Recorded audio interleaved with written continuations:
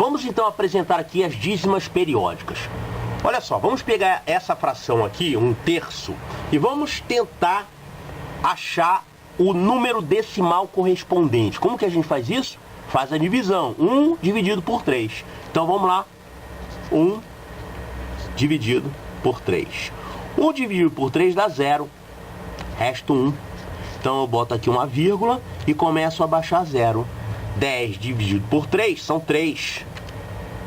Resta 1. Abaixo mais um 0.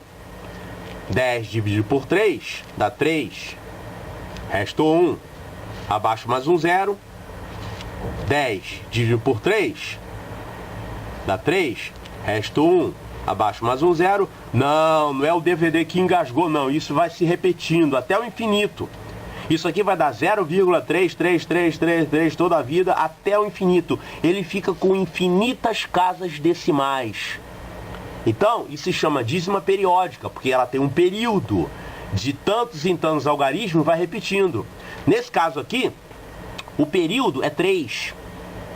O período tem um algarismo, né? É esse 3 que vai se repetindo toda a vida. Então, isso aqui dá 0,3333333 até o infinito. A gente pode escrever dessa forma, 0,3 entre parênteses, indica que esse 3 aqui vai se repetindo. Ou então, 0,3, pontinhos, pontinhos, pontinhos, indica que aquilo ali vai se repetindo. Vamos ver essa outra aqui, 27 sobre 11. 27 dividido por 11. Isso aqui, 27 por 11 dá 2, resta 5. Bota uma vírgula. 50 dividido por 11 dá 4, resta 6.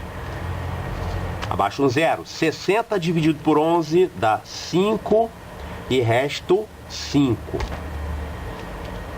Abaixo 0. 50 por 11 dá 4, resto 6. Abaixo 0. 60 por 11 dá 5 e resto 5. Então, vai ficar 45, 45, 45. Esse 45 é a parte que vai se repetindo.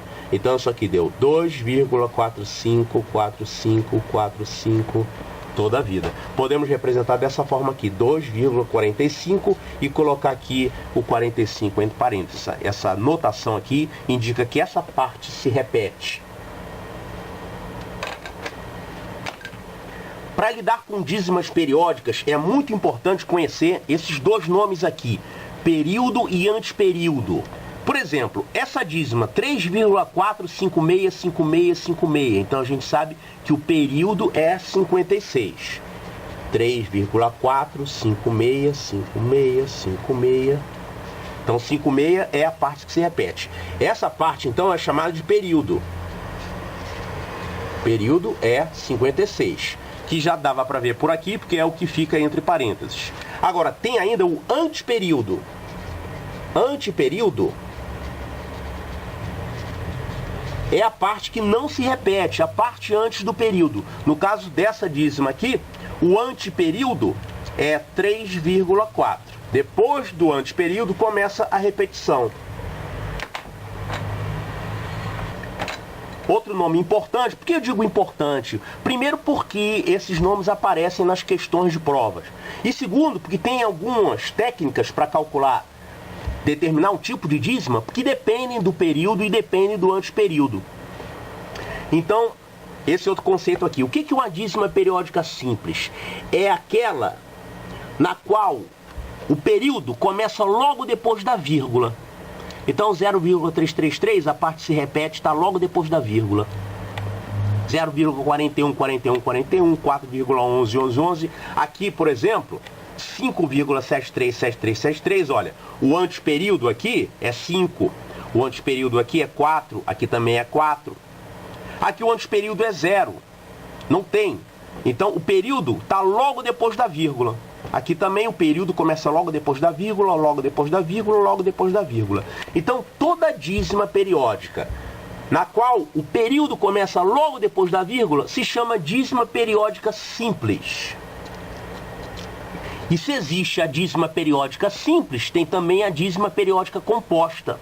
A dízima periódica composta, ela possui algarismos do anteperíodo depois da vírgula. Então aqui nessa, por exemplo, 3,4 é o anteperíodo.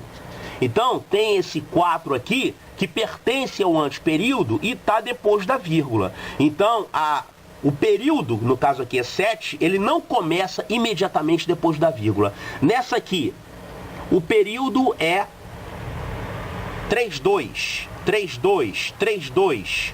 E o anteperíodo é 2,95.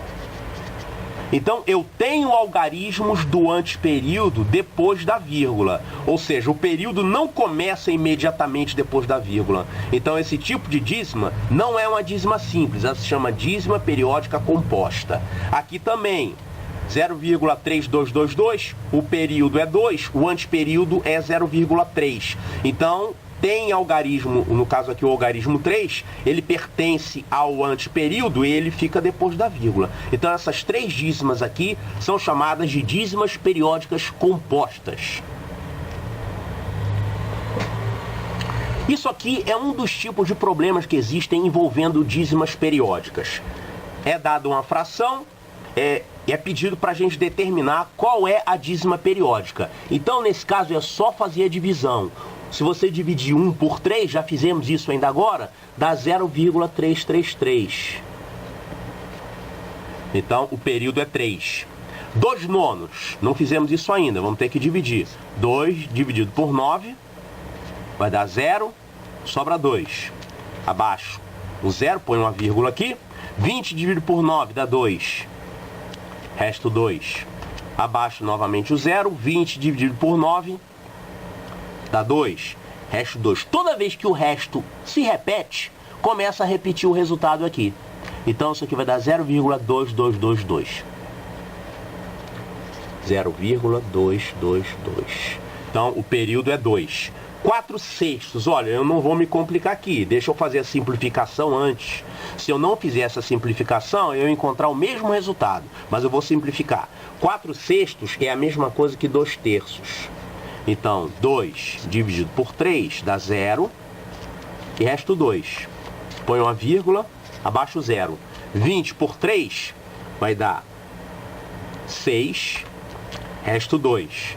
Ó, esse resto 2 é repetição desse resto 2. Então aqui vai começar a repetir. 20 vai dar 6, resto 2, 20 vai dar 6, resto 2 e vai embora até o infinito. Então, essa dá 0,666. Todas essas três aqui são dízimas periódicas simples, porque o período começa logo depois da vírgula.